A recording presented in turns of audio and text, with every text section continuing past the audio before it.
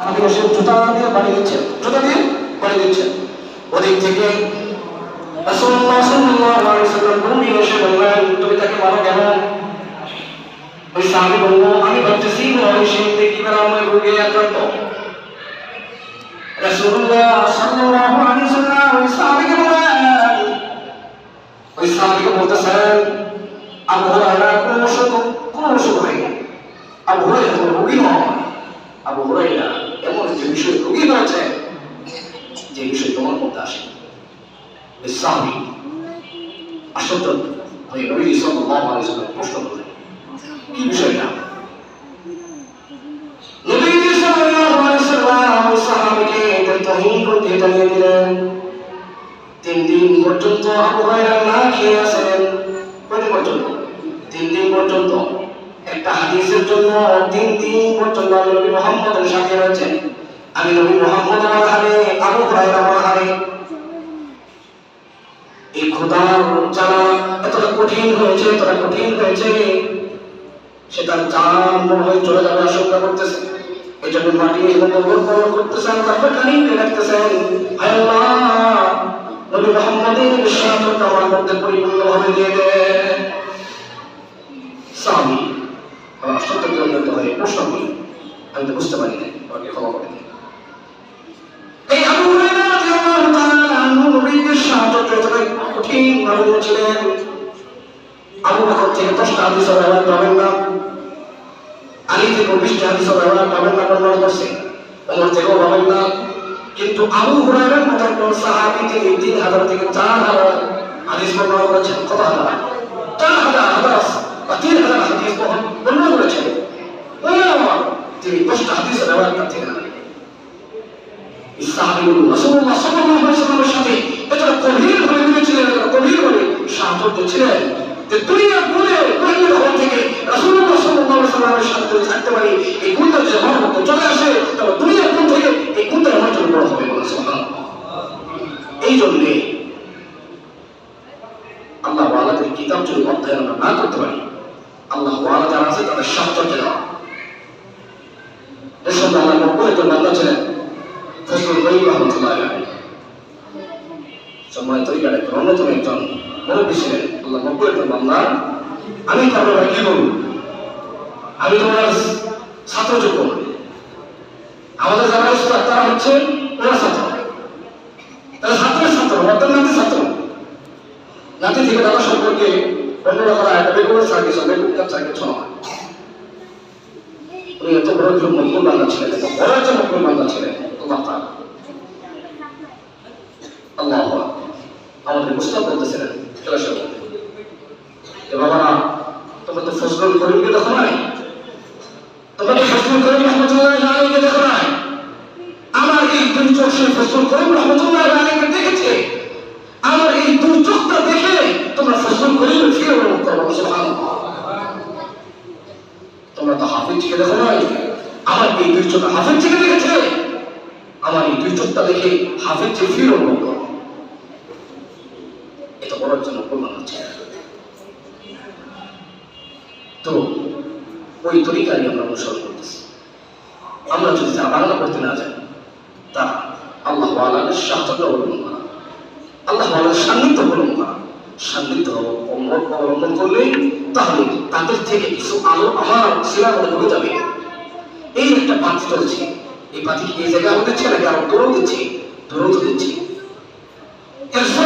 রোহানি আলেম মানে রোহানি চিকিৎসক। এই রোহানি চিকিৎসকের মধ্যে যতটা আলো আছে, একজন মূর্খের মধ্যে আলো নিয়ে রাস্তার মধ্যে চলা দুষ্ক, অ্যাক্সিডেন্ট হওয়ার শতভাগ সম্ভাবনা। যার কাছে আলো আছে তারা আলো নিয়ে যদি বলে, ভাই আমাকে একটু আমার বাড়ি পর্যন্ত পৌঁছাই দেয়, আপনার কাছে যেহেতু লাইট আছে, আল্লাহ জান্নাত তাদের নিকট, জান্নাত পর্যন্ত যাওয়ার জন্য একটি রোহানি আলো রয়েছে। হক্কানি আলেম তারা তাদের নিকট জান্নাতে যাওয়ার জন্য একটি আলো রয়েছে, একটি বাতি রয়েছে। আমাদের মধ্যে যেহেতু আমরা নেই, যেহেতু তাদের মধ্যে আলো আছে, ওই তাদের আলোতে যাওয়ার জন্য তাদের সাহায্য অবলম্বন করা, তাদের সান্নিধ্যে যাওয়া, তাদের সান্নিধ্যে গেলে ওই আলো থেকে আলো আলোকিত হয়ে উপকৃত হয়ে জান্নাত পর্যন্ত চলে যেতে পারবো। সুবহানাল্লাহ।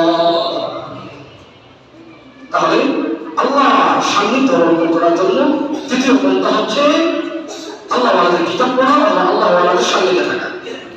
আল্লাহ ওয়ালাদের কিতাব পড়া তো আল্লাহ ওয়ালাদের সান্নিধ্যে থাকা। ইয়া আইয়ুহাল্লাযীনা আমানু তাকুল্লাহ ওয়াবতাগু ইলাইহিল ওয়াসিলা। আল্লাহর ভয় আনার জন্য চেষ্টা করতে থাকো, ওসিলা খুঁজতে থাকো। এই ওসিলা নামাজের মাধ্যমে হতে পারে, এই ওসিলা রোজার মাধ্যমে হতে পারে, এই ওসিলা হজের মাধ্যমে হতে পারে, এই ওসিলার বিভিন্ন পন্থা রয়েছে। কি রয়েছে ভাই? অনেক তরিকা রয়েছে, অনেক রাস্তা রয়েছে। তার মধ্যে অন্যতম যে একটি রাস্তা, ওই রাস্তা হচ্ছে আল্লাহ ওয়ালাদের সান্নিধ্য গ্রহণ করা। আল্লাহ ওয়ালাদের সান্নিধ্য গ্রহণ করা। যেমন আপনি মিরপুর থেকে যখন আপনি আপনার সে গন্তব্য বরিশাল, ড্রাইভার রাস্তা চিনি আপনি উঠছেন, আপনি শতভাগ বিশ্বাস করতেছেন আপনি সে বরিশাল যেতে পারবেন, সে রাস্তা চিনি আপনি চিনেন না। যারা আল্লাহ ওয়ালা রয়েছেন, হক্কানি আলেম রয়েছেন, তাদের কাছে জান্নাত পর্যন্ত যাওয়ার জন্য সে আমল আছে, ওই আমল মধ্যে আমাদেরকে অর্জন করতে হবে। যদি আমরা অর্জন করি তাহলে তাদের আমলে আমরা জান্নাত পর্যন্ত যেতে পারবো। এবার যদি মনে করে আলেম দরকার নাই, আলেমের সামনে তো গ্রহণ করা আমার খুব প্রয়োজন নেই, আমি তো নিজেই একজন বড় আলেম, আমি তো নিজেই অনেক কিছু করেছি, তাহলে ইবলিসের মতো আপনিও গোমরাহ হয়ে যাবেন, ইবলিসের মতো আপনার বর্তমান জাহান্নামের মতো হয়ে যাবে। তখন আপনি জান্নাত থেকে বিতাড়িত হয়ে জাহান্নামের মধ্যে একজন হয়ে যাবেন। তো জান্নাত যাওয়ার জন্য দ্বিতীয় একটি পন্থা হচ্ছে আল্লাহ ওয়ালাদের সান্নিধ্য গ্রহণ করা। প্রথম ছিল সকাল আর বিকাল তাসবিহ, দ্বিতীয় হচ্ছে আল্লাহ ওয়ালাদের সান্নিধ্য। এমন আসেন 3 নম্বর আমাদের হচ্ছে মাসিক ইজতেমা। 3 নম্বর হচ্ছে আমাদের মাসিক জলসা, আমাদের যে মাসিক ইজতেমা হচ্ছে এই জলসায় অ্যাটেন্ড করা। এই মাসিক ইজতেমার সময় ফায়দা কি? মাসিক ইজতেমা আসলে ফায়দা কি? আল্লাহ সুবহানাহু ওয়া তাআলা পবিত্র কোরআন লেখায় বলেন, يخلقكم في بطون أمهاتكم خلقا من بعد خلق في ظلمات ثلاث. يخلقكم في بطون أمهاتكم خلقا